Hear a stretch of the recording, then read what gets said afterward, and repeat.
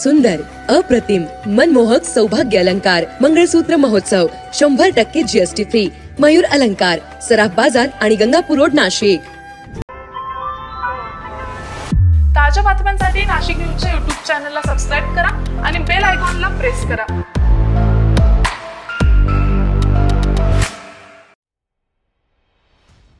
नाशिक शहरात अवघ्या 9 महिन्यात 46 खुनाच्या घटना घडल्यानंतर नाशिक पोलिसांनी शहरात मोठ्या प्रमाणात पोलीस कारवाया सुरू केल्या आहेत.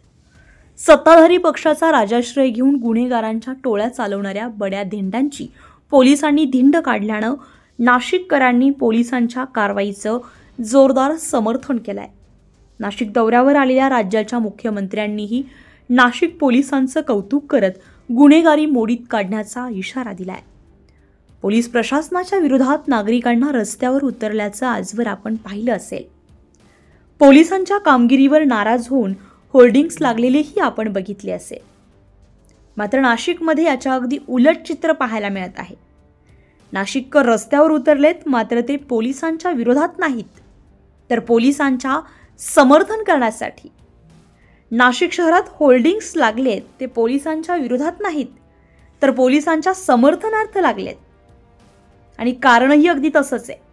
नाशिक शहरात अवघ्या 9 महिन्यात 46 खुनाच्या घटना घडल्यानंतर नाशिक पोलिसांनी गुन्हेगारांच्या मुसक्या आवळायला सुरुवात केली आहे.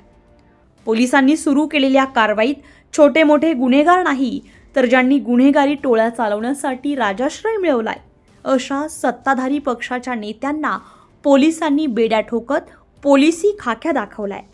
आणि पोलिसांच्या या दबंगिरीनंतर गुन्हेगारही आता नाशिक जिल्हा कायद्याचा बालेकिल्ला म्हणू लागलेले आहेत.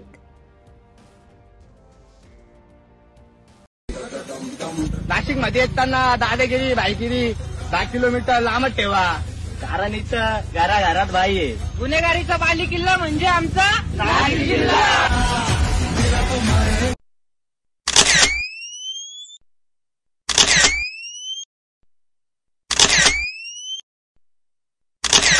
दोन वर्षापूर्वी गुन्हेगारी स्वरूपाची रील्स काढली होती. आमची खूप मोठी चूक झाली, यापुढे आम्ही चूक करणार नाही. नाशिक जिल्हा फक्त कायद्याचा बालेकिल्ला.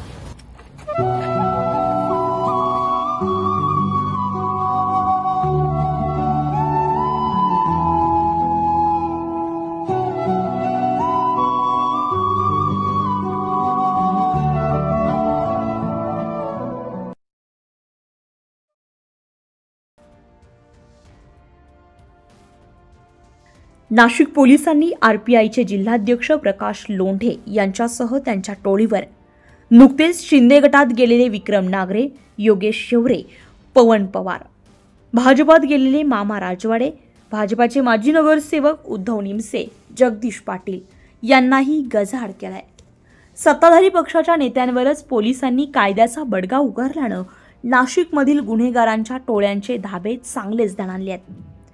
राज्याच्या मुख्यमंत्र्यांनीच नाशिक पोलिसांच्या या कारवाईचं कौतुक करत नाशिकमध्ये गुन्हेगारी करणारे कोणीही असो त्यांना सोडू नका असे आदेश आपणच पोलिसांना दिल्याचं देवेंद्र फडणवीस यांनी जाहीर केलंय. निश्चितपणे मी स्वतः सीपींना पूर्ण मोकळीक दिलेली आहे आणि अतिशय चांगल्या पद्धतीनं या ठिकाणी काम चाललेलं आहे. कोणी कुठल्याही पक्षाचा असो, भारतीय जनता पक्षाचा असो, महायुतीचा असो की उबाठा, राष्ट्रवादी काँग्रेस किंवा अन्य पक्षाचा असो, कोणालाही या ठिकाणी स्पेअर करू नका अशा प्रकारे त्यांना पूर्ण अधिकार देण्यात आलेले आहेत.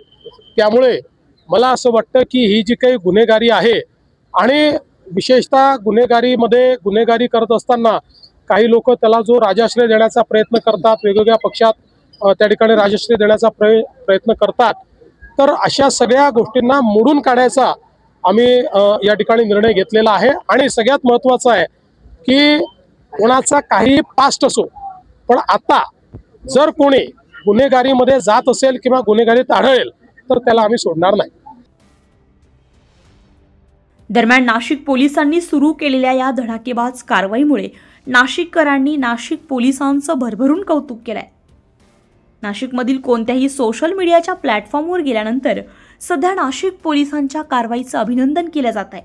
इतकंच नाही तर आता पोलिसांच्या समर्थनार्थ शहरामध्ये होर्डिंग्सही पाहायला मिळत आहे.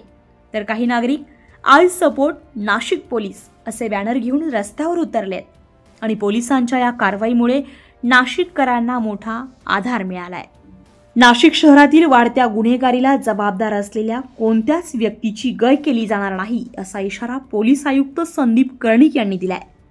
गुन्हेगारांच्या टोळ्या चालवणारे, गुन्हेगारी कारवाया करण्यासाठी अल्पवयीन मुलांचा वापर करणारे, जमिनी घर बळकवणारे अशा सगळ्यांनाच पोलिसांनी आता निशाण्यावर घेतलं असून यासाठी आता नाशिककरांनी देखील न घाबरता पुढे येऊन अशा गुन्हेगारांविरोधात तक्रारी करण्याचं आवाहन पोलीस आयुक्तांनी केलंय.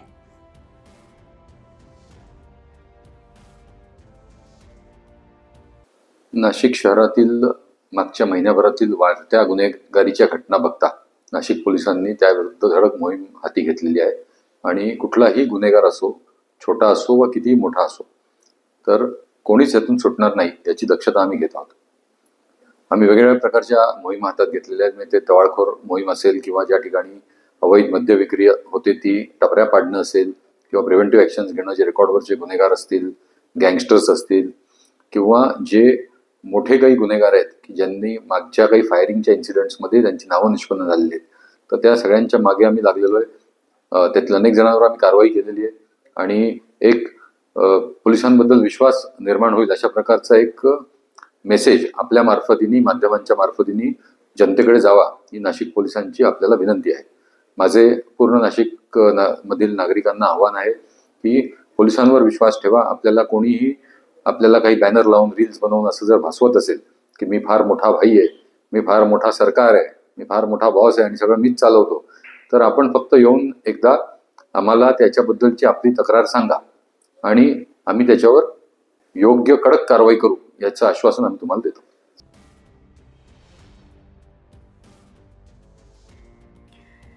नाशिक पोलिसांनी गुन्हेगारांची धरपकड करत असताना गुन्हेगारीचे अड्डेही उद्ध्वस्त करायला सुरुवात केली आहे, ज्यामध्ये शहरातील अनधिकृत टपऱ्या, हॉटेल्स, दुकाने, दारूचे पार्सल पॉइंट्स हे देखील JCB लावून काढायला सुरुवात केली आहे. गुन्हेगारी कारवाई करणाऱ्यांची धरपकड करून त्यांची त्या भागातून धिंडही काढली जाते. पोलिसांच्या या दबंगगिरीमुळे सामान्य नागरिकांनी सुटकेचा निश्वास सोडलाय. तर पोलिसांची ही मोहीम कायमस्वरूपी राहावी अशी अपेक्षा आता नाशिककर व्यक्त करू लागली आहेत.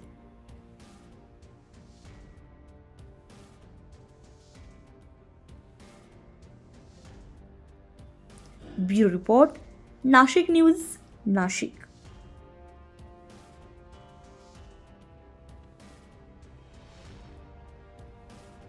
नाशिक मनपा हद्दीतील करदात्यांना सूचित करण्यात येते की 2025-26 या वित्तीय वर्षांचे मालमत्ता कराचे देयके मनपाच्या संकेतस्थळावर उपलब्ध करून देण्यात आलेली आहेत. त्यानुसार मालमत्ता कराची थकबाकीसह चालू मागणी रक्कम एकरकमी भरणा केल्यास शास्ती व इतर फी मध्ये सवलत देण्यात येणार आहे. 1 सप्टेंबर ते 31 ऑक्टोबर 2025 पर्यंत चालू वित्तीय वर्षाचा मालमत्ता कर एकरकमी भरल्यास 95% सूट, तर 1 नोव्हेंबर ते 30 नोव्हेंबर 2025 पर्यंत भरल्यास 85% सूट मिळेल. नाशिक महानगरपालिकेच्या कर आकारणी विभागाद्वारे जनहितार्थ प्रसारित.